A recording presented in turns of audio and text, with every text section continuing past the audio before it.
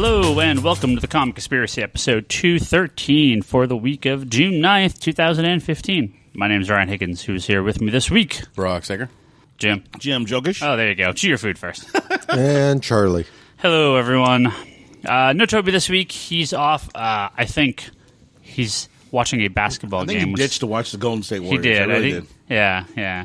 I was sitting, just so you know, I was sitting in Dave & Buster's on Sunday when the Golden State Warriors were playing, and I was surrounded. That place was so packed. He was at the game. I was packed. It was packed, and I was just thinking, how much would I get beat down if I went, "Go Cavaliers"?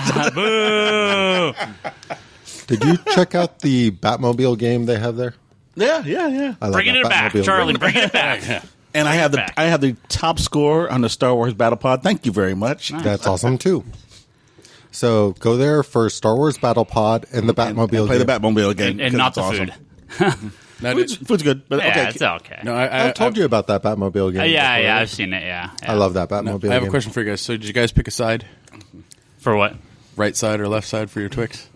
Oh, no, they both look like Sean Spencer from Psych, so I'm fine with either side. I seriously have no idea who that guy is, but he looks That's like Nick Lachey. That was Jessica Simpson's Husband. the only for a reason I while. know He's Nick from Lachey. 98 Was it 98 Degrees or was he Backstreet Boys? Backstreet Boys. I only know the name because they make fun of him on the Soup, and then I didn't know what he was from. Okay. Anyway, this isn't the Nick Lachey podcast. This is the Comic Conspiracy This isn't the podcast. Dave & Buster's contest either. That is true. That is true. We're going to The talk about Golden some State Warriors podcast. Come on, let's get on track here. We're going to talk about some comic book stuff. We're going to start with, thank God Bryce isn't here because there'd be nothing else to say, but he would still talk about it for an hour. The big news from this past week, obviously, and this was actually shortly after we recorded, is... That seems to be the case every single time. you can never escape it. Marvel officially announcing all new, all different Marvel. No date given. We believe October as Secret Depending on Wars. how far back it's pushed. Well, I think they're crossing their fingers for October. I'm not going to read off the whole list, but there was another slew of books that got delayed for Secret Wars, Yeah. so a bunch of stuff, more stuff got sure pushed did. back. It basically the entire line of Secret Wars. They're spreading it out probably over an extra month or so. Yeah. So you're gonna, which is probably I good just for. want the last week, like the last month, to be like every week, every single title for a month comes out. Great. I don't know what they're gonna do. I don't know what they're going to do. But we know a few books coming out. We know A-Force is going to continue. We know that all new, all different Avengers by Mark Waid is going to be one of the launch titles. And in a very smart move by Marvel, I think, what is Marvel's most important character, at least in the movie universe? Oh, okay, in the movie universe. In the movie universe. Iron Man. It's Iron Man. Iron Man. Yeah. And what book has never clicked, sales-wise at least? In recent Iron Man? recent Superior did okay. Matt Fraction's run on Iron Man. It was okay. It was good, but I don't think it was like No, it wasn't. low No, off it the wasn't. chart Yeah. sales. No, Kieran Gillen's run was abysmal, Wait, and there was a Kieran Gillen run? sold even worse. Yeah. So we have Brian Michael Bendis on the last day, I believe the day of Secret Wars coming out, they said. So it's going to be kind of the lead-in book to it is going to be launching a new Iron Man title. Invincible So- Iron Man, number 1, number 2. Yep, Invincible Iron Man. So that's obviously one of the, kind of the third big book being announced, and we're going to hear more coming up as in July. I'm assuming right before Comic-Con, retailers are we're going to get the book that has all the info, all the solicitations, between 55 and 60 new titles. Jesus. I don't think there's an official number yet, Yeah, but that's. I mean, every Probably Marvel because book it's going to be higher. every Marvel book is getting a new number 1. Even Spider-Gwen, even Ant-Man, even Wow. even Hawkeye that just started. Marvel, Alex Alonso, their editor-in-chief, said, comics these days are moving much more towards a, how does he word it? Towards a TV season. a season model, which I guess if you're Marvel and you want to do that, the entire industry is going that way Hey, because we got a number 1, we can put out variants for every one. exactly. So come September, Marvel, the new Avatar. or come October, at least we believe, we're getting kind of the new 52 Marvel style, where every single book, 1 month, all new covers. I've already had one pre-order for it, so Every other month. I'm sure- Well, at least with the New 52, we didn't get too many variant covers for that. No, well, and here's A the couple thing. of the big books had multiple variants. DC hasn't ever gone totally crazy with their variant covers. Now, when they announced the New 52 stuff and I was down there, I said, look, I know you guys don't go totally variant crazy, but if there's a book that deserves variant covers, and I believe we talked about this on the podcast, but in case you forgot, I said, Jim Lee, Jeff Johns, Justice League, #1, 7 covers. The 7 members of the team, and then 1 cover is like a fold-out cover. Yeah. Do whatever, right? Yeah. Well, what are we getting? The X-Men 92. And they never did it, right? Yeah, and they're like, no, we're not going to do it. What are we getting now with the Brian Hitch Justice League #1? The main cover, 7 individual covers with all 7 of the cast, and then 1 variant cover that's like a 1 in 100 variant. That's the fold-out of all of them together in one thing. Hey! And Ryan Higgins gets no kickback for that. Fucking listen. But again... Is your Now- name, is your Well, name he gonna be kind in of the gets a credits? kickback because he gets to sell them. Now, because okay. because the book is also fully returnable, it is tied for my highest. It is tied for my second highest order ever. If it was the Justice League, Jeff Johns, Jim Lee, I would have ordered even more. Yeah, I'm just. It would have been my highest order. How ever. many of those 100? Oh wait, I'm sorry. It actually is tied for my highest ever. Walking Dead #100. Uncanny Avengers #1, Justice League of America #1, and Superman Unchained #1.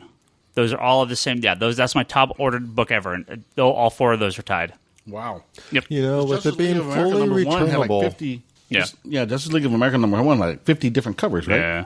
No. The new Justice League of America. This is the one, Brian Hitch. Oh, okay, It's going to have okay. the main cover, the 7 character covers. Okay, and, right, yeah. right. Now, Sorry, can you go ahead. order as many of the 100 once you hit that variant cap, or is it 1 for every 1 per 100. Okay. Yeah. With it being fully returnable, though, it kind of feels like you should be higher than those because those were not all fully returnable. No, they weren't. But how this worked was Uncanny Avengers had more variants than God, so I knew I could just. We did the midnight release, which Marvel and DC don't allow anymore. With the midnight release, and it was the first push of that thing, huge numbers. Super easy to get all the variant covers. With Walking Dead, because it was spread across so many covers, and we pre-sold a ton of sets of that shit, and we did the release party. And then Superman Unchained, because of the ratio of those variants, because of how many variants, they weren't variants the remember. way the young covers or the blank covers are, where you can order as many as you want when you hit that tier. They were all 1 in 25, 1 in 50, 1 in 100. I sold 2 sets of those variant covers, and they paid for everything we got and more. So I ended up giving away an entire case of those on Free Comic Book Day over the course of the last 2 years of Superman Unchained #1 because they were paid and profited 2 years ago when that first issue came out. People still buy them. I still sell. Haven't taken it off the shelf. I will sell out. One day we will sell out of Superman Unchained. We are getting close. On a couple of issues we have sold out. It's Jim Lee. It will sell. Mm-hmm. So I really wish they had done this with Justice League #1, but what can you do? How do we get on this? All new, all different Marvel. 55 to 60 titles. Pre-order comicsconspiracy.biz. Not counting the variants. Yeah. It's going to be... It's going to be insane. It's... Are you going to pre-sell variants? Yeah, sure. If I can guarantee our numbers on FOC and everything, sure. I mean, I kind of did. If you want to order 100 copies just to get the variant, Ryan will order you 100 copies so you can get the variant. Wow. They return the 100 with the copies. way we've been doing some order splitting with another store, which allows us to get some of these variants. So yeah, we'll have. Well, sets Marvel. and- Is this stuff going to be returnable for Marvel? No, Marvel Yeah, never makes no. anything returnable. You know what? I actually have to talk about Secret Wars. We're going to talk another week or two when Bryce comes back. We'll talk more about the current Secret Wars books, which I caught up on the both all the 3 weeks now. I think there's been 3 weeks of them. Is that right? Yeah. Of the minis. Yeah. I must say the Bryce briefly from last week went a lot better than I thought it was going to. As briefly as expected, right? Yeah. You can't really call it Bryce briefly. Bryce's moment in time.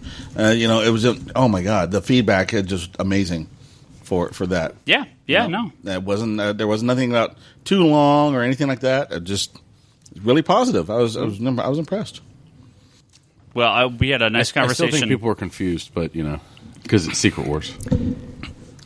Sure, wasn't this you confused? Well, after we had the conversation, I went back and I reread the last couple issues of New Avengers, and Bryce's summary did help someone. And I went back and read that stuff, and it did help. So thank you. I gotta say, I pre-ordered my hardcovers. Did you read Secret Wars #3? Yeah. So now I'm all the more confused. Well, if you want to talk about this connected to Ultimate End? Yes. Okay. We had this conversation before. Nice lead in. Nice lead in there. That was very good.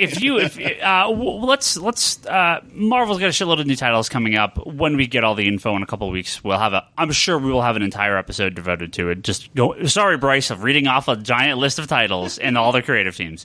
However, yes, Charlie, if we're gonna spoil cast here for a couple minutes, you're talking about Secret Wars #3.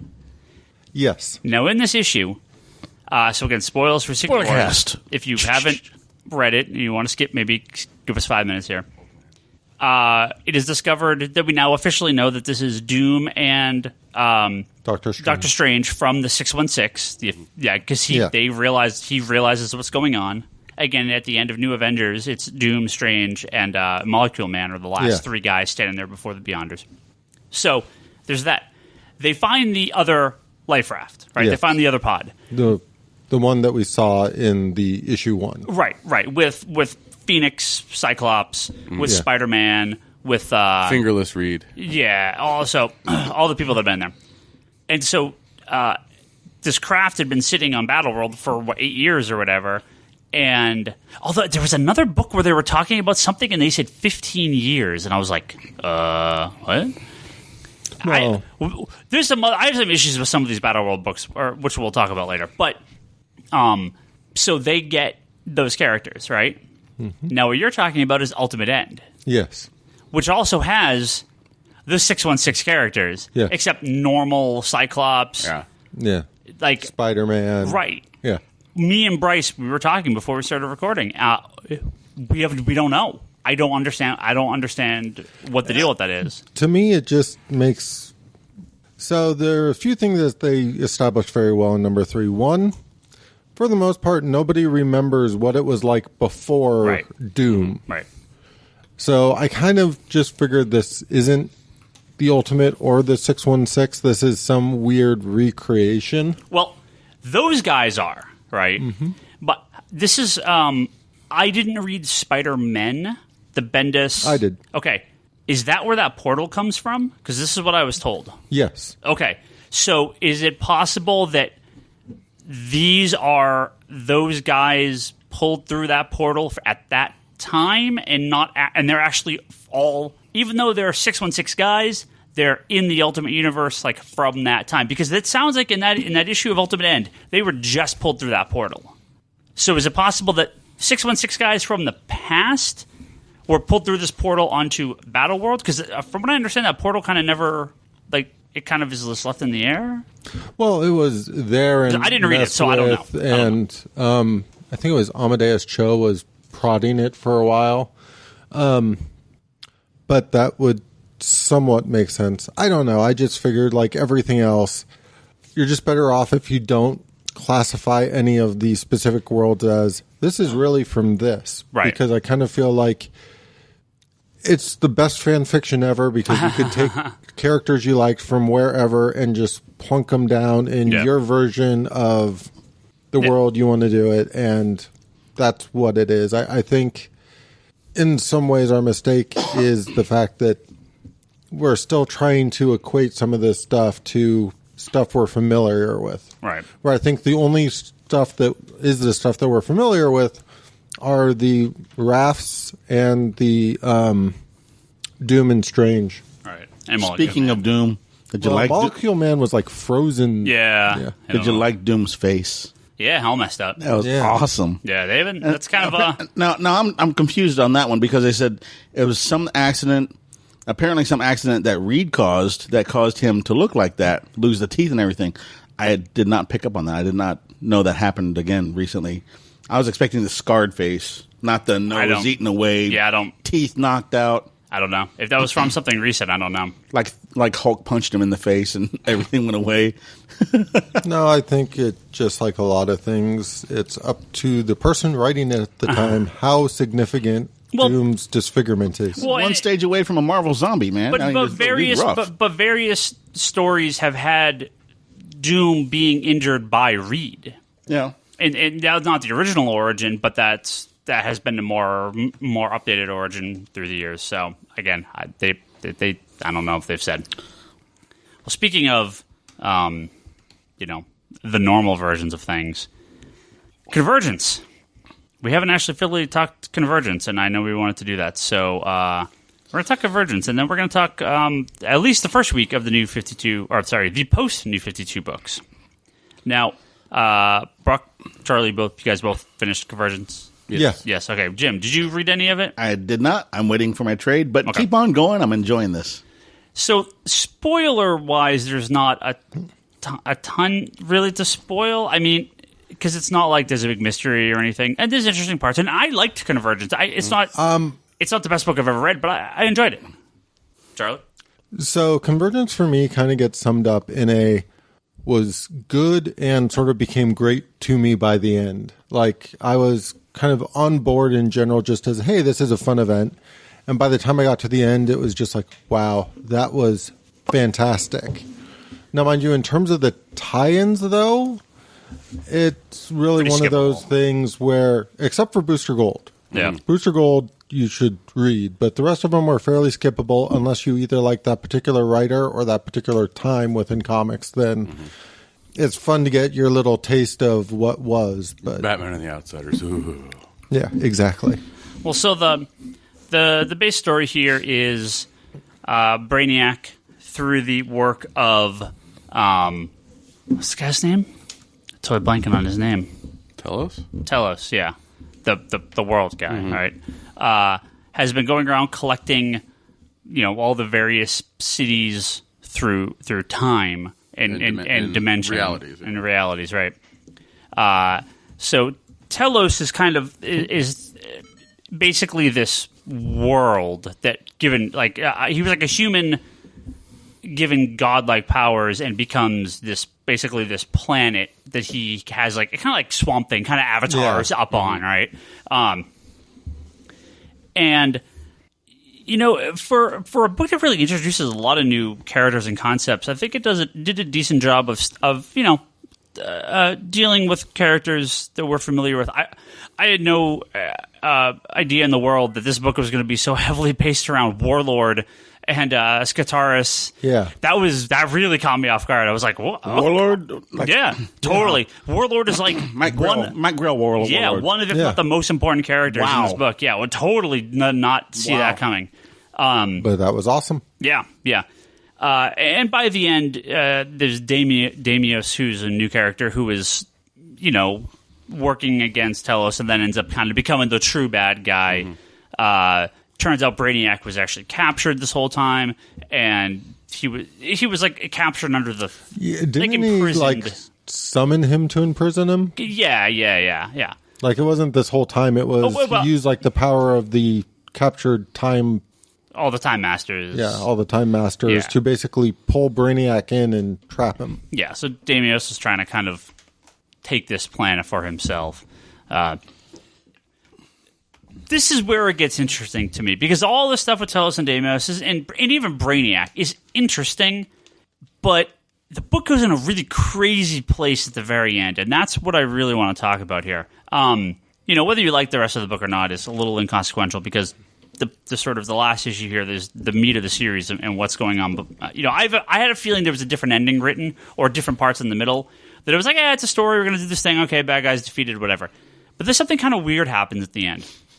The way the end resolved made me kind of go, this wasn't Jeff Johns in any way, was it? Because it really felt that way to me. He has special thanks credits in a couple of the issues. So, and this is the thing that I think is confusing a lot of people. In fact, I have some, both Jeff King and Dan Didio kind of replied to this question. So I'll kind of start it, and then we'll go from there. So they're realizing that everything's kind of falling apart, and it's actually you, Charlie. You were loving it because it's all Parallax Hal Jordan, right? Oh yeah, hella 90s Hal Jordan, who's like, "Fuck you, Damios. If anyone's gonna do that, it's me." So what's and you have like the New 52 guys are actually kind of like looking in at all this. Like the New 52 the world guys, is like I want to say incursion, but I need another word. That's you're very yes. You are 100%. The Damios. What the hell's his name? The Telos planet is incursion. It's Demios, not Damios. Damios. It's Dim. Demios. D-E-M. Not is there an A? Damios. Is there an A? Demios. Demon. Demios. Anyway, whatever. Is Demi. D-E-M. Let's go. Incursioning onto the New 52 God, now he's inventing words. We're fucked. world, right? Okay. And Superman and Supergirl are like, what the hell is this thing? Yeah.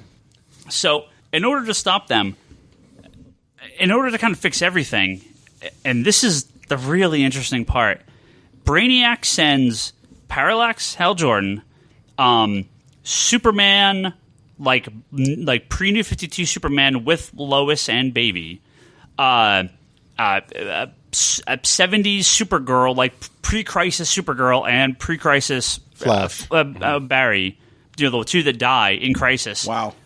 So the reason everything's messed up is because of all these crises that have happened over and over and over again. And in fact, this is actually referenced in Jeff Johns' Justice League as well. So I don't know how any of this is going to play out long term with Justice League. Telos sends the four of them back to Crisis on Infinite Earths, to the start of Crisis on Infinite Earths. And off panel, this happens, and you flip the panel, it's like, oh, we saved everything. That's actually a story I would love to see. They prevent Crisis on Infinite Earths from ever happening, thereby preventing any of these other crises from ever happening. Well, the reason they had to send Barry and Supergirl back is those events had to happen. He sent them back so they could die. Yeah. But, he sent them back to die, but he sent them back to prevent all the multiverse stuff here, because he says, I will send you back to the first crisis, so you must prevent the collapse of the multiverse, which is Crisis on Infinite Earths. Now, they still may die, but they had to stop the Anti-Monitor from... They need to prevent the final collapse that happens at the end of that book. But right. I get the impression it gets up to that point. It's very possible. Right, it's very possible the Flash and Supergirl died. But he says, you must prevent the collapse of the multiverse, then everything will reset and return to what it was before I brought you all here. So, to me, though, that says we're going to prevent Crisis, which is going to prevent everything. And then this is where it gets interesting, because everything sort of changes around them on the next panel. And it says, they have done it, reality is resetting, stabilized. Each world has evolved, but they all still exist. Now, this is where it gets weird. They show the original version of the planets with the original pre-New 52 versions of all these heroes around them. So there's from Multiversity, there's the Just planet. There's which is like all the 90s characters. There's Superman, Batman, and Wonder Woman, like 80s, 90s, post-Crisis, pre-New 52, and then they show all the New 52 guys. They have like the original Bizarro world and then the new Bizarro guys afterward. They show the original Justice Society and then the Earth 2 modern book. Yep. They show the original Captain Carrot. They show the Multiversity Captain Carrot kind of in the foreground. It's like, so all these different versions have changed. So the understanding that I think a lot of fans had when this all started was this is going to return the multiverse. And it did. But not the original versions of any of these planets. It says each world has evolved, but they all still exist. Now, I was on Twitter, and I had put something up there, and I asked Dan Didio and Jeff King, the writer, I said, slightly confused with one thing, Convergence 8, are the original Earth 1 and Earth 2 characters gone? The original Crisis was averted, but the Earths have now evolved. So does the Bronze Age Earth 1 exist now, along with the New 52 Earth 1 and the post-Crisis Earth 1? Or is there just one Earth 1, the New 52 version, conversation at the shop, and no one is really sure? This is kind of the long series of tweets I sent. One of my friends on Twitter, Timothy, replied and says, I got the impression they evolved to the Earth they are now. Both Jeff King and Dan Didio is the only things they favorited. They both favorited that tweet. To me, that is some level of confirmation saying that, yes, these worlds have all evolved. So, all those characters in Convergence, totally gone at this point. Again, they could bring back anything ever because whatever. But there is no... The multiverse is here. We have the infinite multiverse, but there is no original versions of any of these guys. The original Earth 1 is gone. The original Earth 2 is gone. This is maybe like the final kind of confirmation of, yes, we are totally leaving those behind. And they kind of said this when Convergence started that, oh yeah, this is kind of a final goodbye to them. But then they said, oh, we're going to do some more stuff. Oh, we're going to that every story counts and every story matters. Well, this goes right against that. This does, unless you're going to now say the history of all these characters exist, except they're now all the New 52 versions.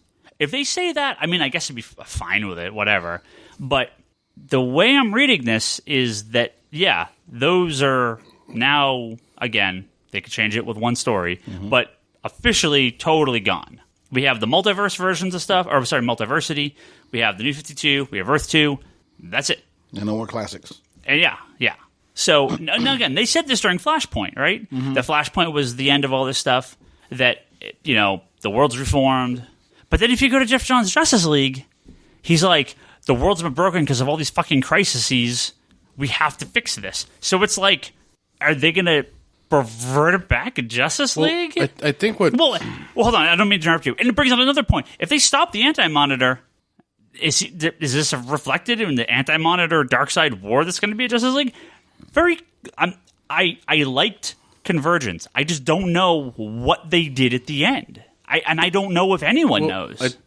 From just reading it over and glancing through it here, it's one of those things where every story matters and so on. So I think what they're trying to say is that, yes, we acknowledge that we told these stories. They do have a rich history. All of this stuff has happened, but we're moving forward, right? Well, this is what they did in New 52. Well, yeah, but the thing is every story matters. So it's not like they're saying that these stories don't matter. So if, like, let's say somebody wanted to write a Golden Age Flash story, right, and put out a Golden Age Flash book at some point. That's what I'm saying. They're not, because these are gone. This is the conversation we had up to issue number 8 coming out, was the end of this is going to completely reopen the multiverse. New 52 is going to be its own multiverse. Earth 1, Earth 2, the original, but no, they're gone. So I guess my point on this would be, I don't think it's been stated since this, and you can correct me if I'm wrong, but I don't think there's a number attached to the multiverse anymore. No. Well, so they had Multiversity gives it the 52 numbers, but then that's Multiversity 1, right? They say at the end. And Dendidio kind of hints around they're not going to deal with this. So, right, there is an infinite number of Earths now. I believe after reading this, yes, we're back to an infinite number of Earths. And if there's infinite numbers of Earths, means they can do whatever the fuck they want going forward. I know, but why this? They've evolved. Because the way I'm looking at this thing, right, if they took that out, you could imply that there's an original version and the new version. They both still exist. But that one line, they say, each world has evolved, but they all still exist. To me, no, that means those characters are gone. Now, obviously, yes, if it's an infinite, then obviously they could still be there. But the way I'm reading this, they're gone. And again, I don't understand then what was the point of doing this, because they were already gone. This doesn't fix anything. This doesn't change anything. This just makes it even more confusing, because then were they around during New 52? Because they said they weren't. And I read some interviews with Dan Didio, and I like the guy, but man, he dodges questions left and right, and he's like, oh, we're looking forward, we're not going to worry about the past. And that's not a bad idea. I don't disagree with this, and I have no problem. I've been a strong defender of the New 52. But what was the point then? Why add this weird wrinkle that doesn't mean anything, and it kind of completely contradicts your top-tier book right now in Justice League?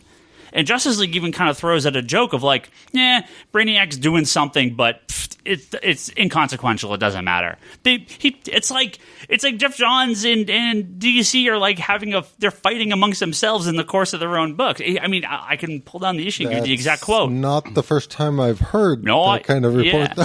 Well, and so, because I had some people asking with Justice League when it came out, they're like, I thought Superman was in his white shirt. I thought Batman died. What happened? And I'm like, this is DC going forward, which I'm totally a fan of.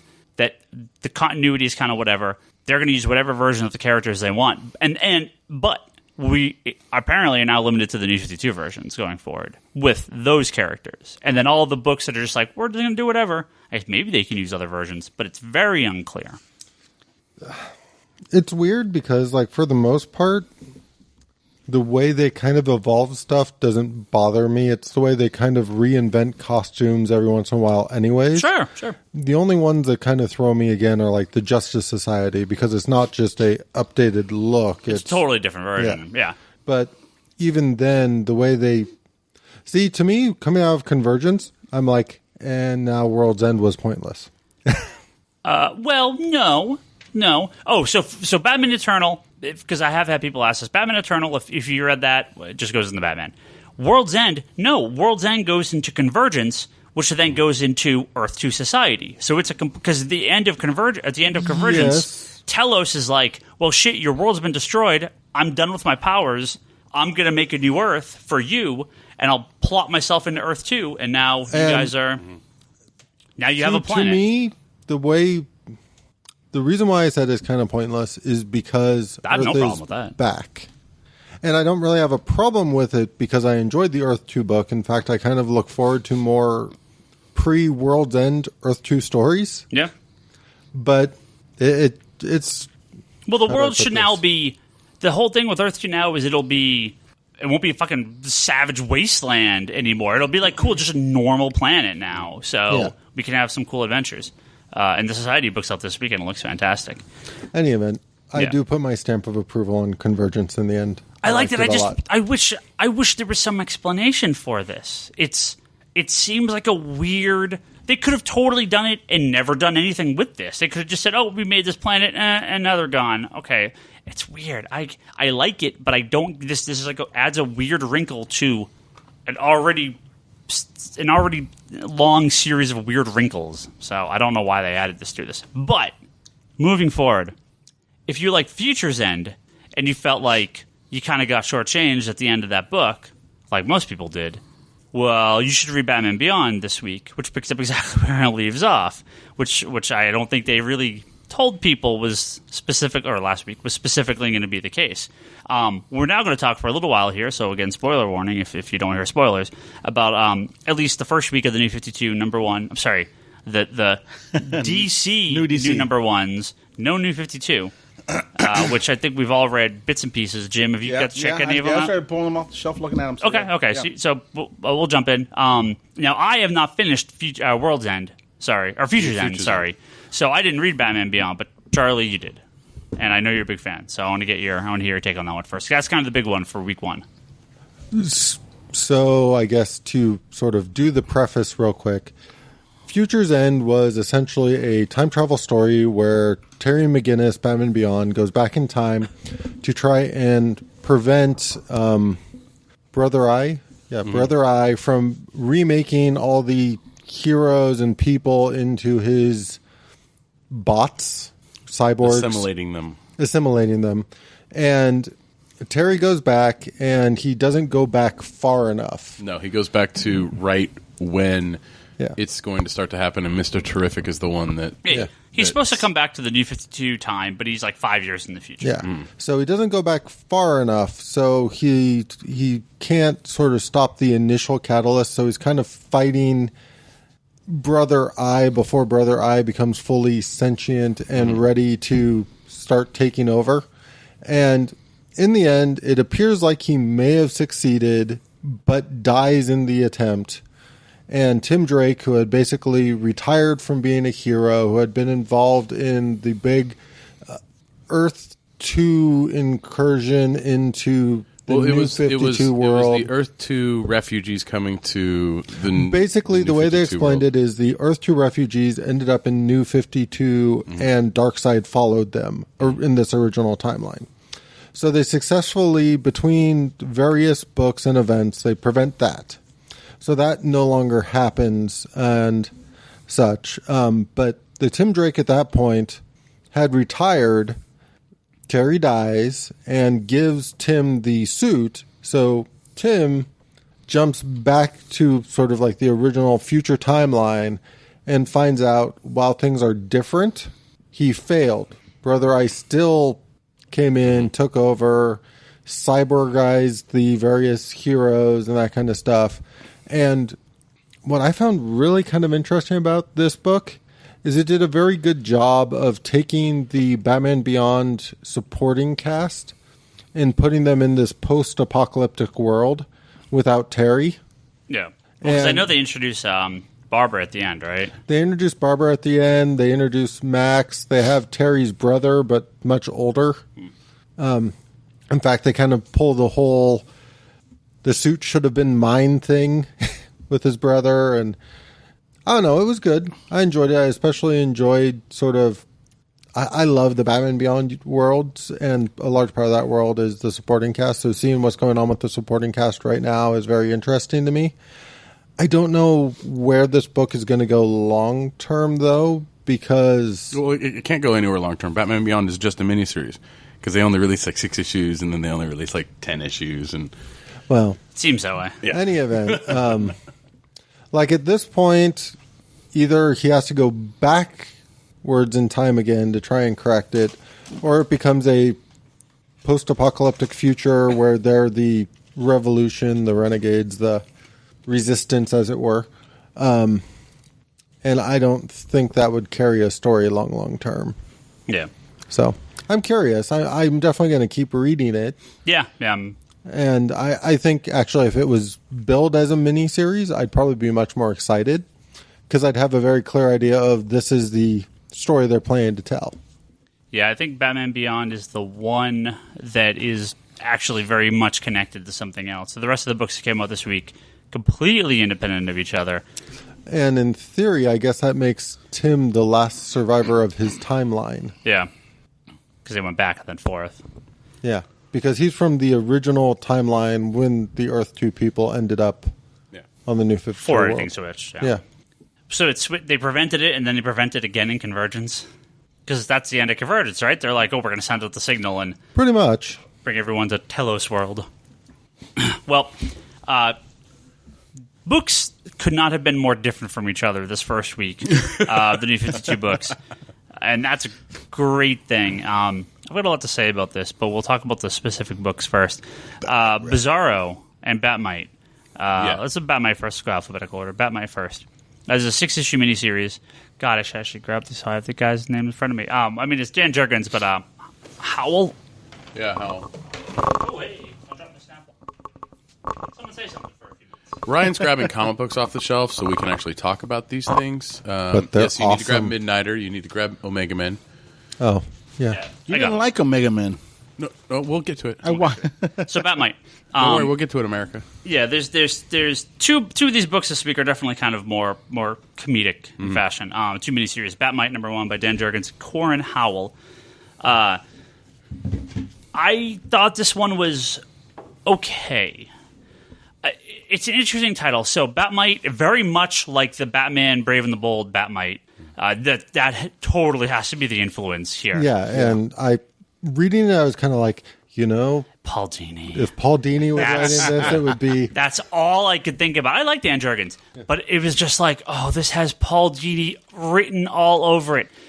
So he basically gets kicked out of, I'm assuming, the 5th dimension, and gets thrown in, and he's like bothering Batman, and he's like, well, I'm going to go have my own adventure. And he goes and has his own adventure, right? So whatever. He steals the Batmobile and takes it joyriding. The specific plot isn't the thing. The jokes are so Warner Brother, Paul Dini, like he has like the whole Hello Nurse bit. God, why could Paul Dini and Bruce Timm have done this book? It would have been incredible. Yes. Like it feels like they just couldn't get them, so they're like, well, just mimic that style. It's not bad. No. I like it. It's funny. But you would have sold 50,000 more if it was Paul Dini, Bruce Timm. It so wants to be. Yeah. Maybe they're doing the first series, and if it works, then they'll get them to come on and do it. I don't know. I liked it. Brock, what do you think? No, I enjoyed Batmite. I mean, it's a character that I'm not necessarily, too keen on to have like a lot of back history on. You never read you never saw Batman Brave and the Bold, did you? No. Okay. But I mean, I've very influenced from that. Yeah, I've heard of the character. You know, it's kind of the cartoonish. It's the Mr. Mixia-Spitlick for Batman. Mixelplick. Yeah. I enjoyed it. I thought it was funny. It was great. He's like trying to take a selfie with Batman and the woman they saved, and Batman shoots away. I was wondering how he get there, and it's because he's flying his Batwing around. But no, I mean, it was fun. It was lighthearted. It didn't take itself too seriously. But I mean, again, you had those fun little kind of Warner Brothers type jokes with actual DC characters in there, and it's like Hawkman at the end is the one that what Doctor was it? What's her name? Yeah, what's her name? Doctor. Jim's got the issue in front of him. It's an evil like Doctor Lady. It's like the female version of Dr. Pig, or some or the doll, whatever. I don't know. I don't remember what her name was. Well, they're just doing the brain swap thing. Yeah, though, the brain not swap thing. But it's she's some like the plastic surgeon or something. Dr. Trauma. Yeah, Dr. Trauma, right? And she's like this. Yeah. So again, it's funny. They douse him like he's a bug. Yeah. Like twice in this issue, and it's hilarious every time they do it. So. I love if Mr. Mixelplick shows up at like the last issue or something. He's like, "Now it's my turn." Yeah. But no, I mean, I thought it was fun. Knowing it's a 6-issue miniseries, you know exactly what you're going to get out of it. So I like that. Yeah. It's like boom. If they do more, and it's like they have this checklist. All right, so we had Batman first, and then now we're most likely going to get Hawkman. Yeah. So I'm really excited just from this cover to see what happens with Booster. So the next, Charlie. Yeah, I like Batmite. Batmite was awesome. I liked Batmite before this came out. Way before Batmite. Way before this came out in comics. He's an old character. I liked them in the old 50s, 60s books. I liked them in the frickin' cartoons and stuff. So, I mean, for them to put this out, I mean, Batmite's the Impossible Man of the frickin' DC universe. And he was there way before him, too. And it's just, it's good. It's good fun. It's good fun. This is a good book, I'd give it to a kid. Yeah. I mean, they'd enjoy it. So pretty much. There's a couple of jokes that are a little sexual innuendo. Really? But it has that. Today's kids? It has that. I'm pretty sure. Fine. Yeah. Well, I liked it. Not more than like Animaniacs or something like that. No. No, that's what I really got reminded of with Animaniacs as I was reading it. But I mean, I like the reference to kind of the Trinity of Sin, kind of you're exiled, and he's standing in front of the 3 people. Yeah. So it was good. No, but I will say this: the best Batmite story I've ever read was The World's Funniest. That was really good. I love that book. Yeah. It's those couple Alex Ross pages. Oh yeah, yeah, with the that two worked of them. for me. Yeah, that's great. Is that still in print? I don't know. Damn it! They should reissue that. Next one up is Bizarro by Heath Corson and Gustavo Duarte. I loved the cover, the variant cover. That was fantastic. Oh, yeah. It was really cool. I'm not familiar with these guys, so I'm sure they've done other work, but newer creators to DC at least. This, for me, clicked a little bit better than Batmite. I didn't hate Batmite. I liked it. So Batmite was Animaniacs, as we said. This was Looney Tunes to me. A little bit, yeah. So Bizarro, pretty funny. It's Jimmy Olsen is basically given the task by Superman to take Bizarro and like get him out of his face, take him on a road trip, do something with Bizarro. And this is very Calvin and Hobbes, not quite the artwork style, I would think, but it's again, Batmite and Bizarro look nothing like a DC book that you've seen in 5 years or 10 years or 20 years. It's kind of just a totally. I didn't different. finish reading it. I couldn't finish reading it just because the Bizarro speak. I was like, I didn't want to try so much. Bizarro speak. Your brain just figures it out after you've read so many stories with Bizarro. So you can't read it literally and try to translate at the same time. Yeah, you just have to sort of read it and. So I read as far as I could read, and then I flipped through it, and I was like, I don't care. Oh, Bizarro is fantastic. But I loved it. I can see that. I like these two books in the sense of they're bringing more of, like you said, the comedic kind of aspect to it. They're giving you more of kind of like a Saturday morning cartoon comic versus this is Deathstroke or just Lobo straight up. Well, this is giving you fun characters to follow. Yeah, it's the return of King Tut. Yeah. It's a very different take on King Tut. That's for sure. Gives you. I mean, it gives you like almost like a Cracked or a Mad Magazine feel in it. Very the much art is a lot. I mean, I really like the art. The art's like reminding me a little bit of the Giffen Lobo stuff when when Lobo the Last Azarian came out. Sure. I mean, it's the same corny stuff again. Don't try to decipher, Bizarro's language. Otherwise, you'll frickin' snap. And I don't know, Charlie, if you remember this, the absolute best page is Bizarro Dreaming. That page is actually kind of crazy. He has basically he's sleeping. He has his dream, but it's totally like completely different art style. It's this one-page shot, and it's him having his dream of being surrounded by all these people and. Like, he's the big hero on Bizarro World. He's the big hero. That's his day tripper. Yeah, exactly. Yeah. That was a great page. So, Bizarro. That'd be a great poster. Yeah. That'd be a great blacklight poster. Jeez. I like the aliens that gave King Tut his staff. Yeah, so King Tut is a used car salesman that decides to take over this town and make everyone buy his crappy cars. It's pretty funny. Like, again, this feels like, this was the issue going in the New 52. Although I liked a lot of those books, and some of them didn't work for me. They all were the same. They all had the same style. Comic audience, that's just not the audience these days, right? It is a very different audience where some people will like this and some people won't, and maybe not everyone You want to have will buy a variety. It. You do, right? Yeah. DC hasn't had a book like this not for a while. Not a long time. So it's do you remember Young Heroes in Love? That is a cult. I remember back issues of it. That is a cult classic. DC relaunched the original Young Heroes in Love, which was an old romance title that they did. They did a version of kind of like a superhero version of that in the Marvel tried something like that mid too. '90s. Yeah. That was a fantastic series that sold like absolute shit and got canceled after like 18 issues. But it was a great, great series, and these books have I don't want to say a similar feeling, but similar kind of in tone, similar idea behind not the content, but the feeling of let's just do something with this. The next two books go on the opposite end of that spectrum, and these are not only are they not traditional DC books, they're borderline Vertigo books. Mm-hmm.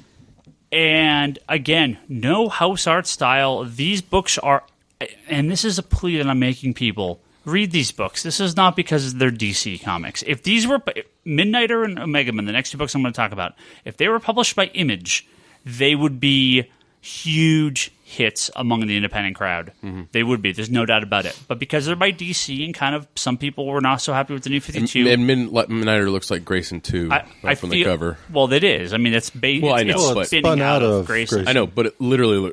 The cover makes it go, wait, is this Grayson 2? That's what you're supposed to see, and that's what you're supposed to think. But these books are completely self-contained, except for the prelude story for Omega Men, especially. Yeah. But that's fine. If you buy the trade, it'll all be in there. These have a completely different style, a completely different tone, completely standalone. You don't need to know anything to read these books, despite them kind of having references to previous stuff. Mm-hmm. Totally self-contained, at least from issue number 1. So Midnighter, which I finally got a chance to read this morning. I didn't have a chance to read it till today, so very happy I read this. Again, if you look at what DC did with Stormwatch and their just complete destruction of that book, especially towards the back half of the New 52, Midnighter and Apollo were kind of always these standout characters, but they never really... The New 52 versions never clicked. Mm-hmm. At least never clicked with me. I don't know. I mean, maybe they had their fans. I liked the Stormwatch comic, but it never clicked. Right? It never clicked because I think it was still kind of stuck in its connection to like the Authority and Wildstorm universe from that era. Like it was still stuck with that. And you were it tried to that. be, but it tried to be, but it didn't really make it. So it's written by Steve Orlando and art by ACO is his name. So Aiko. Just fantastic art. Looks a little like Jeff Darrow art, like a Jeff Darrow light. It seems a little bit like is it who's the one we liked from Green Arrow and Jeff Lemire? Oh yeah, Andrenko? Huh? Andrenko? The artist? Yeah. Andrea Sorrentino. Yeah. So it feels a little like Sorrentino, just a little more like defined with its line work. Yeah. And stuff. The inker on it did an amazing job with just kind of the lights and the darks and bringing stuff, to the forefront. This is the Warren Ellis book you didn't realize you forgot to buy, because this is just a piece of dialogue from right about the middle of the book.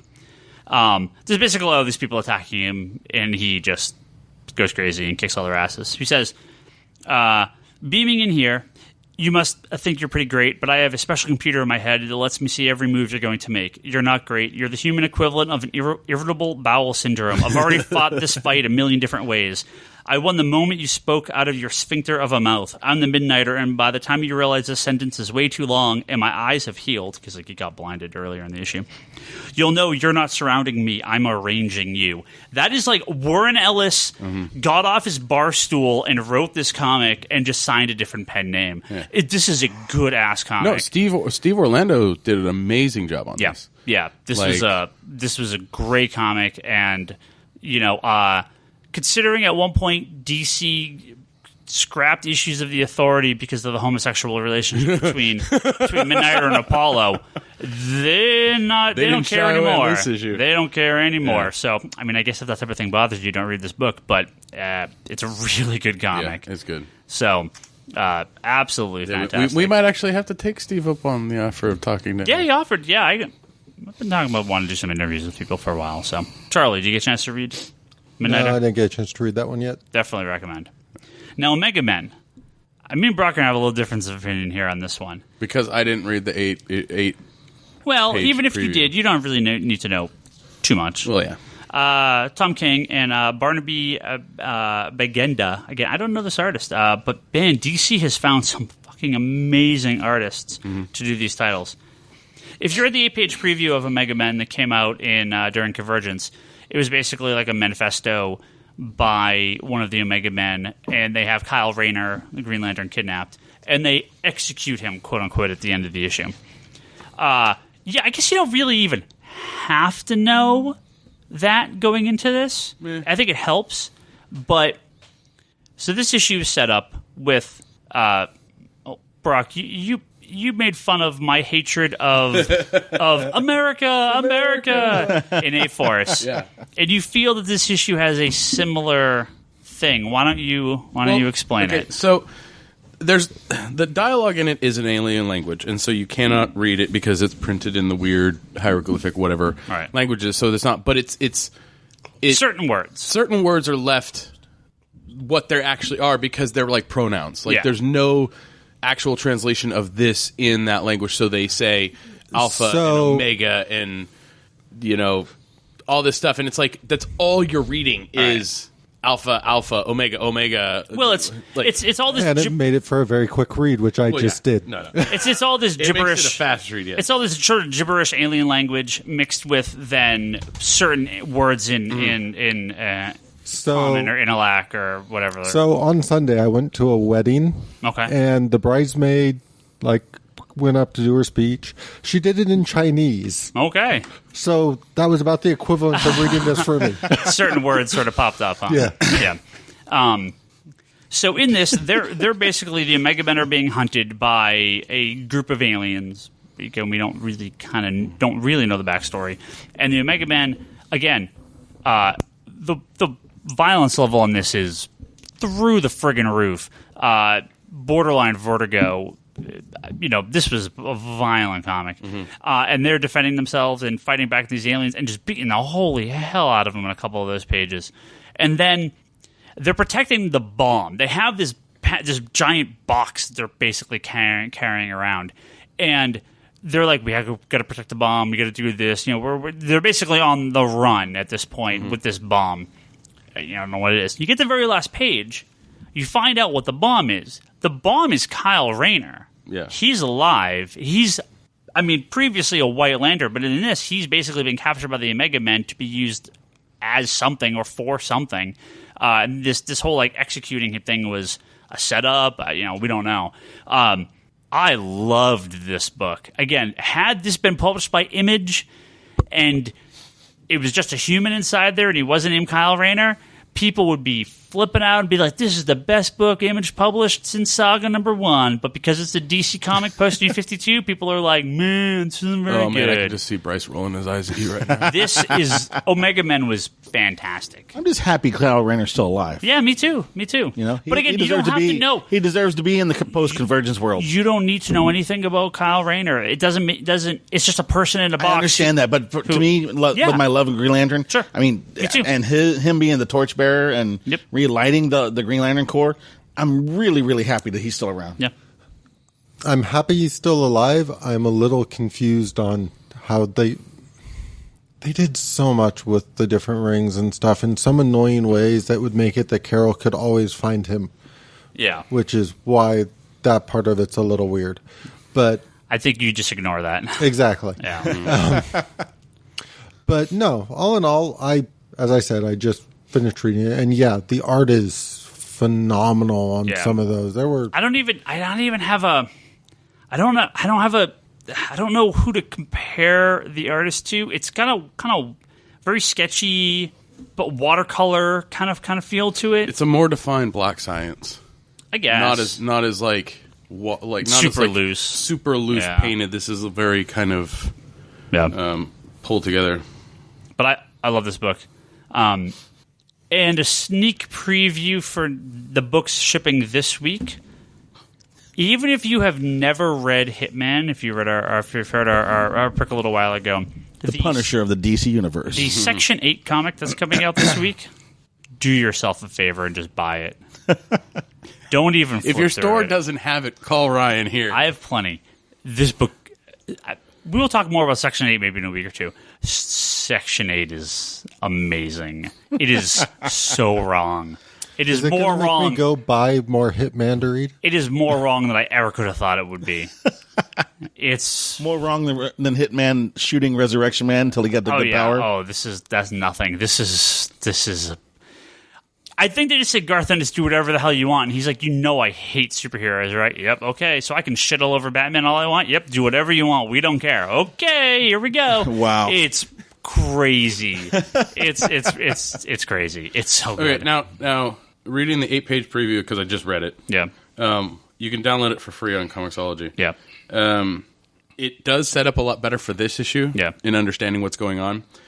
There is more dialogue in this page than there is in that Omega because it's basically what the hell's the guy's name? He's basically doing like a manifesto, right? He's reading off. They're doing a recording of like an execution, basically, is what they're doing, and they explain what Alpha is and what Omega is. So now it's a little bit more understandable why they were saying those words so often in the books.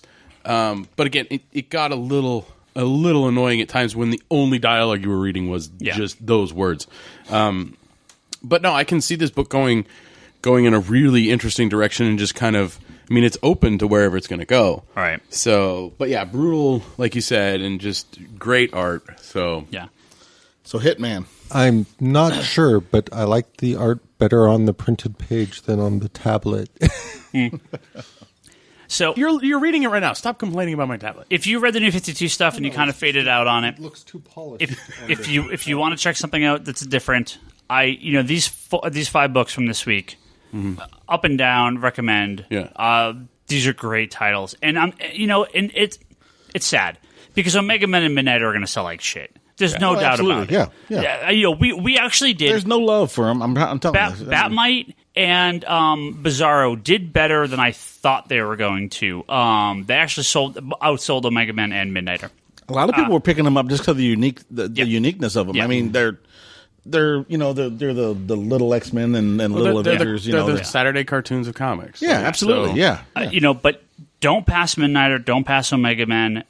Check those books out if you like this type of stuff. If you like kind of indie sci-fi books, if you're reading all that Image product right now, check these out. Give them the first issue a shot. Well, read the 8-page sneak peek, which you can get free on Comixology. I recommend reading those, especially with Omega Men. I don't know about the other one. Now, Hitman, was that this week? I mean, last week or this week? This upcoming week. This upcoming week. So, okay. yeah. We have one last little news story, then we're going to thank a bunch of Patreon people, a bunch of new people as well, and do a couple of Twitter questions here. But this is You're not going to say anything about Bat Rabbit? Bat. Well, that ships this week, so we'll talk about it next. Okay, week. all right, yeah, cool. All right.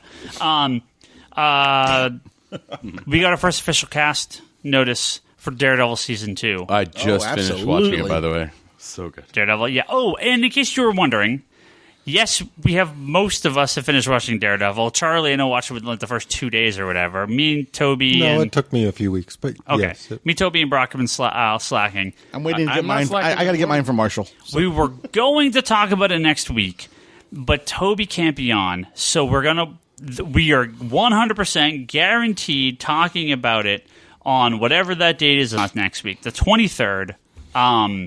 Kevin Sharp, who's our friend here from the store that had some cool Hollywood stories. He's got a lot to say about this. He's going to be joining us for that episode. So 2 weeks, and we're talking about Daredevil and Agents of S.H.I.E.L.D. finale as well, which we've been very, very slack on talking about. So if you're looking forward to that, look for that. But Daredevil Season 2, officially announced a little while ago. We have our first new cast member for that. That is John Berthnall, who you may know as Shane from The Walking Dead. Yep. As Frank Castle, a.k.a. The Punisher. The Punisher. That's actually pretty good. I mean, when I read that today, I was like, yeah, that works. And I assume he's the villain of the season? Well, Daredevil and Punisher have gone up against each other multiple times. Villain to become good guy, quote unquote, at the end. Anti-hero. Okay. Right. But I have to assume he's the villain. Well, I don't know what to say. He's never been a villain. But him and Daredevil go at it and then Daredevil come realizes together. Okay, I get you. Okay. To do something at the very end of the show or something. There's a sideshow Daredevil Punisher statue that's just going to jump off the shelves now. I'm telling you. But we've been waiting for Marvel to do something with Punisher. So, and Jessica Jones got renamed too. The show is no longer called AKA Jessica Jones, which I thought was a stupid title. It's just called Marvel's Jessica Jones. Really? So, thank you. That was a stupid title. Is it apostrophe or just Marvel Jessica Jones? Marvel's Jessica Jones. It's all Marvel's. Yeah. Bleh. Bleh. I haven't tried doing a search for this stuff in Netflix, but I wonder if that's why they're doing it, so you can just search Marvel and then find all their shows. Yeah, I'm sure. But even the movies, it's Marvel's The Avengers, right? I mean, they're all called that now. Back to Shane being Punisher. I think that is a good casting. Yeah. I think that'll work. Brock and I were talking just before the podcast about our favorite Punisher right now is not Dolph Lundgren. Thank you very much, Ryan. You said the original. All right. You said I did not say the original. Brock and you both said, the original Punisher, and I said Dolph Lundgren. The first real Punisher movie. Dolph Lundgren. Oh, my goodness. Dolph Lundgren. Look. All right, look. Thomas Jane. I think Ryan just Thomas Jane was the amazing Punisher, and then he was just as amazing when in Dirty Laundry. All right. It's fantastic. Even had a Ron Perlman frickin' cameo in it. What he did to that kid was just, it's awesome, man. It's fantastic. Nothing. Warzone couldn't even stand up to that little 15-minute Dirty Laundry fan film. So, I mean, I'm trying to picture Shane in the Punisher costume. I can totally see it. It's, very easily. Very, very, very easily. So, I'm looking forward to it. I really am. I think it's going to work out really well. I'm just looking forward to Daredevil Season 2. Yeah. So now we have to get Ghost Rider. And then Cloak and Dagger. Oh, no. I'd love to see a Moon Knight. That'd be fantastic. Man-Thing. I'm going to throw Man-Thing as number 4, okay? Because I think they could do a sick-ass Man-Thing show. Marvel's going to beat DC to the Swamp Thing punch. Hey, do you think they'd actually show a Man-Thing this time? Because they did a Man-Thing TV movie made for TV. Yeah. That just... I never even saw it. It was horrible. It was sci-fi, right? It was ranked up there with the Dolph Lundgren Punisher. Let me tell you. I mean, it was bad. So did he even have the little? You barely saw him, man. I mean, it's like somebody moving a brush with some red lenses in the. Yeah, it was weird. It was an old sci-fi. But it wasn't that old. It was made in like the 2000s or something. And it only cost $2,000 to make. I'm sure. Yeah, they were trying to be noirish. I'm sorry. This was probably part of the Siffy frickin' presentation, but still. Siffy. But no. One other announcement you missed was that they finally come to a decision about Constantine. Yeah. I mean, I can understand why you're dodging this one, but I thought that was already. I thought we already talked about that. There's a final. They finally announced that they're giving up on Constantine. That's not getting like Warner Brothers at this point, right? Yeah, they basically said they shopped it around and nobody else No one wanted it. Yeah, would touch it, so they released everybody from their contracts. R.I.P. Constantine. It'd be very easy to bring Constantine into Supernatural. What's the problem there? Well, they could very easily just say, "Oh, we released you from your contracts. Now we're going to start. You know, Constantine, like the Hellblazer on Sci-Fi or whatever. And hey, different actor cast the same guy, and then just redo give it to AMC, man. I mean, yeah, that AMC. Well, AMC probably didn't Air it right after. That's a damn shame, though. It can air right after Walking Dead. Constantine was fantastic. No, I'm kind of hoping that they might take the character and have him start appearing on Lucifer. That'd be great. But you said he was going to make an appearance on Arrow. I mean, Well, they want him Stephen to. Amell said specifically that if Constantine got renewed, he would be totally. He'd sign up that's to right. do Okay, the all crossover. right, backwards. Okay. If they don't But- keep Constantine around as his own show, they should have Constantine hop around. He should just show up, between right, the shows, in right? every show. Supergirl, he shows up, and it's the same actor because that guy nailed Yeah, that he's shit. absolutely fantastic. He pops up in Supergirl. He pops up in Arrow. He pops up in Yeah, Flash. they totally could. Right, like- That's Constantine. He just shows up. So, all right, I'm going to thank some Patreon people here. Then I'm going to read a couple questions. Big thanks to our top tier backers here: Jody Lawson, Albert Soy, and Julian Titus at the Nerdzilla Pants podcast. Jody Lawson, is that a new one? Yeah, it's new, hello. brand new at pixelbit.com, PIXLBIT. Keep it pantsless. So go listen to those. though. And always, thank you to our everyone else that donated here. Some of those people include Shay Neary, Edgar Moreno, Kevin Nguyen, David Chica, Joshua Cruz, Wesley Thon, no relation to Abard, I don't think. Scott, Cross X Hunters and now. Mike Campbell, David Safar, Red Hat for the win. Stephen Dixon, Christopher Bringing Out the Noise, Alex McHale, Joel Jimenez, Armando Testani, Ivan Leskanik, Jason Thomas, Michael Not the Filmmaker Moore, Christopher I've noticed we have so many like customers and supporters that have names of famous people. Some of We them. got Rick Perry getting a mail order from us. We do. Rick Perry, thank you. Christopher Eblisek and Matthew Schnapp. So thank you, everyone that donated. Schnaps? That's a cool name. Schnapp. If you want to Schnaps. support us, you can go into patreon.com, patreon.com/comic conspiracy, and go donate some money. And yeah, Thank you. Yeah, we do appreciate it. Pay for our hosting fees, pays for the wonderful pizza from Jake's Pizza of Sunnyvale. You know, you shouldn't plug them unless they're giving us money. That's fine. That's fine. I could say the Ryan Scott on the Geekbox calls it the what is the hell from Harry Potter? The dark arts. The teachers that always die in Harry Potter. Oh, Defense Against the Dark Arts. Defense of the Dark Arts. Defense of the Dark Arts Pizza next door. We had guys had a good long run, but up and packed, and just checked out the other day, so a couple weeks ago. So R.I.P. Pizza Place number 17. I think they left been their here. phone on the beam up over there. I don't even know what they did. I don't know what they did. So Maybe it's tapped. goodbye, Pizza Place. We got a couple of questions here. Hit us with them. Actually, who read Green Arrow this week? Did anyone read the new? I haven't read the new one. Not yet. Okay. John asks, "What do we think of Green Arrow?" He was thoroughly impressed. It's a cool cover. It is a cool cover. None of us have read it yet, so we will report back when we have read it. Let's see. This is from Jason on Twitter. He says, "Thoughts on Punisher on Daredevil?" And we talked about that. Hopefully, it's awesome. He also asks, "Are you confident that Supergirl can pull in ratings on CBS?" No, No, we're not. but I sure hope it can. Charlie, would you like to chime in on this one? I'm not saying anything about the quality of the pilot or I just don't know, right? You have no idea what any of these shows are going to do. I mean, CBS has a decent people that watch CBS. But that's kind of it's sad. The sad reality is shows are only successful depending on the station that happens to be airing them and where their bar is for how many viewers it needs to have. Like Constantine's numbers would be fine on the CW, but not good enough on the network it was on. NBC. Yeah. So the fact that it's on a network that's going to demand higher numbers than, is say... CBS NCIS? Or Is that the network? Don't even know. Yeah.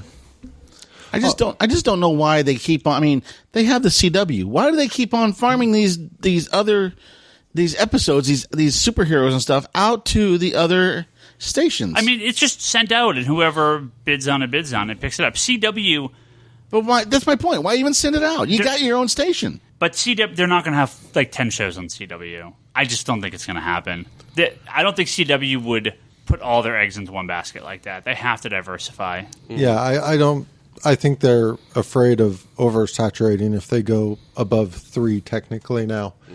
But that being said, they do technically own some other stations out there within sort of subsidiaries Warner. of Warner. Well, Warner. Yeah. So, Yeah, we shall see. Brian Wilson, no relation, I assume. Jeez. Huh? Man, all these. Could be him. You never know. Asks. Got nothing else going on these days. So I mean, Yes. He says, can you talk about the different collected editions? Absolute, Omnibus, Deluxe, and explain the pros and cons. And Charlie your is getting getting super hold on. excited. What was the last right that? explain your pros and cons and your preferences. Now, really quick, these are all bullshit terms made up by the comic companies, and there's very little continuity between company to company. exactly. A deluxe at one company is a different definition Right. than a deluxe at another company. But Yeah, but an omnibus these days and across companies is a big freaking Well, book. All right, yeah, come like on. But Conan. when you get into like Dark Horse, omnibuses can be trades. yeah. Oh, So okay, all right. let's just start with Absolute, because Absolute is a DC thing. Yeah. The Absolute It's editions also a are vodka. That is true. The Absolute's supposed to be the absolute best presentation of that material. Right. All It right? is It's oversized slipcase, typically with the little like bookmark, very oversized as well. Very big. not as big as adamantium editions. This but is very. still- I was just. You beat me by And not as seconds. big as not as big as the artist editions, but as big as Wait, kind of those are big for Charlie? now. So, any event, they are the largest size. Well, second largest, third largest. No, because you got the DC. artist edition. I was gonna say then you got DC. the adamantium. Well, hold on. okay, let's Artist, just stay. let's stay go for with the very DC. biggest. The thing with artist editions is those are just it's the original art scanned at life size. Yeah. So that's not always a collection. That's not always sequential pages. No. That's bits and pieces from various stories. Some Okay, of them are. But So the don't biggest they one have has to two be the different adamantium. terms for that. They have DC has their own. IDW has the artist edition. well, There's no, others. but there's There's an artifact edition. Artifact Yeah, I is was the about to other one. say. Yeah. And I picked up an original art edition of Alien, the illustrated story. Yeah. That had an original art in there by Walt Simonson Oh, wow, of an nice. alien. It was. I had no idea it was in there. It was awesome. So this adamantium edition, this Avengers, what was that one called? Vibranium edition. Okay, those are just Marvel like ridiculously giant collections. Again, that's not a normal thing. No. Absolute is a thing that there's dozens of those by DC, so that's a little standard. Omnibus is generally a Marvel thing, but DC's been doing more. Yeah. And those are $150 oversized, the same size as the deluxe, but they're 800 to 1,000 pages, Thick as shit. 20 to 30 plus issues, huge books. So that's the omnibus. Charlie's standing over in the graphic novel section, shaking his hands and like distraught. The deluxe is The annotated? yeah, that's annotated. That's different. The deluxe editions, again, generally No, it's smaller. the deluxe editions are generally the same size as the omnibus, height-wise and width-wise and everything, but they are 2 to 3 trade paperbacks put into one book. So they're $50 to $75. They're a couple hundred pages. Well, sometimes the deluxe editions aren't even like.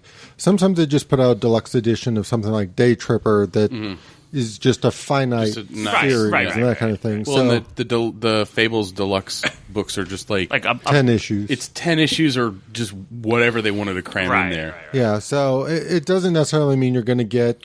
Yeah, but The DC, deluxe edition basically means however many issues we feel like putting in will be this size. right? But if Day Tripper came out for Marvel, it would be 3 $19.99 trade paperbacks, right? Yeah. I mean, Day Tripper for Vertigo is one a $20 book. So yeah, these deluxe editions are 10 to 12 So pages. when I was Issues, doing when they re-released when they relaunched X-Force and they were doing Wolverine and X-23 and Warpath, those covers were fantastic. Anyway, the original trades had about 5, maybe 7 issues in each one. The trades were like $19.99. And you can buy the 3 trades. Or then later on, they released the deluxe editions, and now you have like 10 to 12, maybe even 15 issues in this deluxe edition, and it's just as tall as the omnibuses that they're releasing now. So it's the same size. But now instead of getting 3 small trades, now you got 2 deluxe editions at like $34.99 or something like that. But when you're talking Marvel, they don't call it deluxe edition; they just call it hardcover. Yeah, it's like hardcover. Right, it's still Well, they were doing the premiere format. Well, but the premiere is your typical comic size, but just happens to be hardcover. Yeah, it's the same as the trade, just hardcover. Yeah. So for me, my favorite is the deluxe. I like because it's the easiest to read. They tend to collect most stuff in the deluxe edition. I like the omnibus. To me, that's like a buy and keep that format on a shelf and rarely read it, but it's a cool edition. Absolute is my absolute favorite edition, except for recently. The original Absolutes, the first couple of years were awesome. All the Sandmans were awesome. Tons of bonus stuff. The JLA Avengers had an entire second book attached to it. Watchmen had a ton of bonus stuff. League of Extraordinary Gentlemen, again, a second whole book attached to it. Now, they're at $100, and it's just the book bigger. I don't think they're worth it anymore. I don't like the new DC Absolutes. They're too expensive, and they don't do anything bonus, nothing special. Depends on which one you're talking about. Like the Blackest Night, I was happy with because they put the Green Lantern books and the Blackest Night books into that book. Nothing extra. Yeah, but all the originals had like just having the nice oversized art, and all the originals had so many extras. And I think at that price point, I'm not sure. I don't remember if Hush had that many extras. Hush was a really thin one. That was maybe the first one that didn't. Yeah, but that was still an early one. Yeah. No, my favorite, if you're talking about hardcovers, my favorite edition is actually the library editions. That's the same as the Dark. That's very similar to the whatever we were just saying. What was it? Deluxe. The deluxe edition is about a little bit bigger. They're a little bit bigger, and their price point tends to be very, very reasonable, which is why I like them. Yeah, and they're always really good.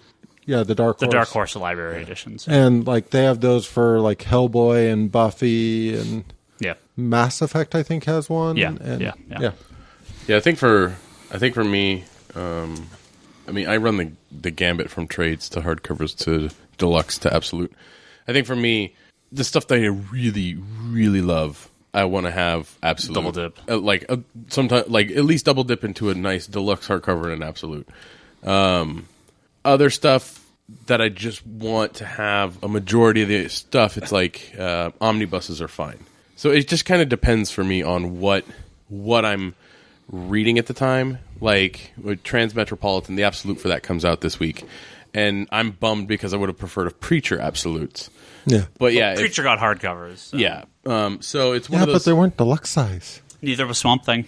I don't know why. It. Yeah, I don't know. I think the most annoying thing though is when you go and you put them on your shelf, they're different heights and they're different widths, and they're like it's like deal with it. I mean, there's nothing you can do. No, I know there's nothing I can do, but it's like I like the new 52 hardcovers because they've been standard. It's been very nice. But I mean, that's right, like anything. I mean, Marvel's trades run 2 different heights, and honestly, all I care about when it comes to this kind of stuff is give me a format to buy it in consistently. I don't care if I'm buying all the absolutes or all the deluxe or all the omnibuses or whatnot. Just to tell my story of how I get bitter sometimes. That's that Scott Snyder Swamp Thing deluxe is coming out, and then the rest of it's not coming out. Well, that's the other thing too. Yeah, I mean, you can collect. I collect the hardcovers and the deluxe editions and the absolutes and the omnibuses and the vibranium editions and almost every one. But if you're going to start off, if you're going to put these out in hardcover, don't stop halfway through and just put the rest in trade paperbacks and softcover. Yeah. And now I got a mixed up set. That doesn't match. Now I got to play with the idea of putting it in my own Simpsons hardcover form. DVDs. That's okay. I need to tell my Punisher story. What's your Punisher story? Okay, so the Marvel Knights Punisher hardcovers were coming out. Like, before they launched it to the Max series, there was the Marvel Knights series. Mm-hmm. They put out all of it in hardcover except for, like, the last arc or two. And then they jumped to put out hardcovers for the Max series. So there was this one gaping hole within the hardcovers for the Marvel Knights series, which they then turned around and put out an omnibus of all of it instead of putting out the last hardcover. I hate that. Yeah. Assholes. All right, we got 3 very quick questions. We got to wrap up here, but we'll hit these up as fast as we can. That one. The assholes? No, we can keep on talking about hardcovers and mountain the buses for a while. Well, I wanted to say one more quick thing about one quick thing. That is that I know DC's trying out hardcovers and softcovers at the same time. Well, that's this week and only for Batgirl, so we'll see what that does. Are they actually trying to get people to buy it? I mean, they're trying to see what the audience for it is. Yeah, I don't know. Because this is a long wait between hardcover and softcover for DC. Yeah, I know. So this is F3RD13, Ford 13? I don't know. On Twitter, says he asked about the Punisher, and he goes, would you have cast Thomas Jane to reprise? And I know Jim's answer. Hell yeah! There we go. Slippin' Jimmy on Twitter says, I know it'll be Convergence talks tonight. Was there a book better than Shazam? It was tops. I haven't read too many of the tie-in stuff yet, so I just read the main series. But I know Shazam got a lot of love. Just trying to think. Like, Booster Gold is definitely the one that felt the most impactful. Well, and you have to read the Futures and Booster Gold, too. Because that ties into leads into everything that's been going on. Yeah. I'm just trying to think Shazam, here. I know we had a lot of people sign up for after the fact. Oh, yeah. I'm not disputing. I'm just trying to think, in general, which of the tie-ins. Like, I really liked the Question one just because it was sort of the return of Rucka. Yeah. Yeah, I guess for me, in terms of crossovers worth checking out for sure, would be Question, Booster Gold, Shazam. Blue Beetle was fun. Yeah, Blue Beetle was fun. I'll give you that. The Gail Simone, Oracle, Batgirl, Nightwing. What was it? Nightwing Oracle. Nightwing Oracle. That was okay. I liked it. I liked the... But a lot of them... Suicide Squad was great. Oh, yeah. Suicide Squad was fantastic. I got a special love for Shazam in my heart. I really do. I've been ever since I was a kid. I mean, what kid doesn't want to say one word and turn into a superhero? I think Shazam... Read these Convergence I'm just going to say... Yeah, absolutely, yeah. I'm just going to say, when you put out a Shazam statue, you should be smiling. I think we had a preview of the latest of the Shazam statue coming out tomorrow, and as beautiful as the statue is, his face is just... I think it's because he's not smiling. He's got this really almost like serious frowny face. He looks like he's pent up, like he hasn't dropped something in a while. And I don't know what's going on. He hasn't Shazammed it out. Exactly. Last question, real quick. It's from CrossX Center, who Scott Zanau, who donated to us on Patreon. He says, I've barely read any books in a few months, and I don't know when I'll start back up. Any of you have periods like this? No. Okay, thank you for this episode. You can listen to all our previous episodes at geekbox.net and comicsconspiracy.biz. One word answer. But Scott, no, I totally understand, man. Take a break. Come back when you feel it. Keep donating to the podcast. And keep listening, keep donating. Yeah, exactly. Read the comics when you feel like it. No, seriously, Scott, everybody goes through this time frame where I literally have never done it. Really? Seriously? I've been reading comics. Dude, I cut down to almost like one pool. I've been reading comics for 26 years. But see, Ryan is habitually behind. Yeah. Oh, I have books from the I have books from the 90s. I have books that are older than the high school kids across the street that I haven't read that I bought off the shelf. Yeah. So 26 I guess years. My answer Lord. is the amount I read does fluctuate quite a bit, but I'm always reading something. Yeah, exactly. Like, right. I mean, for me right now, I'm very behind in my graphic novel reading, and that's like new graphic novels or even just catching up with stuff that I wanted to reread. Yeah. So. And you don't have to go. You don't have to go with the paper. I mean, if you want to take a break, from the paper, go with the digital stuff. Try it out. Maybe you might like it. It might be easier for you. Yeah. Check out some of these new 52 books. Yeah, or these new might DC look books. too defined, though. I can stop saying that. It looked too clean. This episode and all our previous episodes. Thank you, everyone, for being here. You're welcome. But they're all available on geekbox.net. So go there and listen to all these previous episodes again if you want to hear us talk about stuff that we were probably horribly wrong about in the past. Not going to announce my book club. Oh, Yeah. shit. Jeez. Yes, sorry. Charlie. Yes. Come on, we gotta get back on track with this. Actually, Toby fucked us up with this last one. yeah, okay, so we had announced Toby's book club pick was GTO Volume 1 manga book. The problem was the book is out of print. We've been lax at getting a copy in the store to read. I know, blah, blah, blah, I read it illegally online, but we don't approve of that. So, we have copies coming. We are going to review this book. However, since Charlie has a pick, and we kind of skipped an entire month on this, Charlie has a pick of something that's available and ready to read right now, so we're going to do Charlie's pick, and then Toby's pick we will maybe review at the same time. I don't know. One day when Toby returns. Very soon, though. So, Charlie, announce your pick. So I'm picking a Image miniseries written by Grant Morrison called Morrison. Happy. Of course, Morrison. Called what? Happy. But it's not you picking it. That's the Shut important up! thing. I want to hear the name. It is called Happy. And I like Happy. And this gives Twice he me said I couldn't hear it. I'm being the Bryce. perfect excuse to finally buy it. Yeah, I actually, you told me about this earlier, and I was like, "Thank you, Charlie." That's been on my I need to buy list for a while.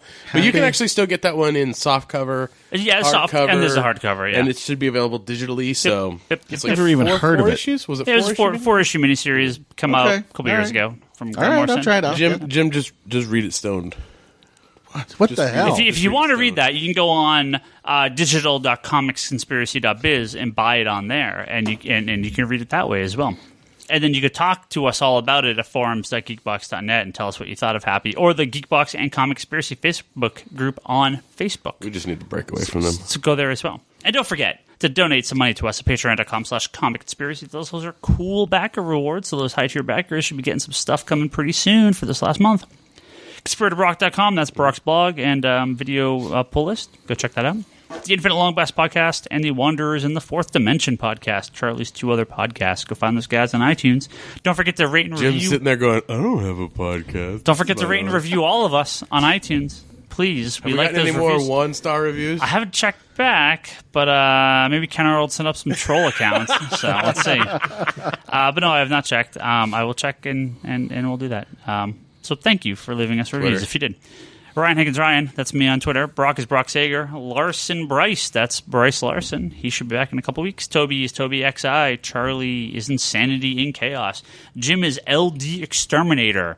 Go add him on there on Twitter. I'm going to change it up every time.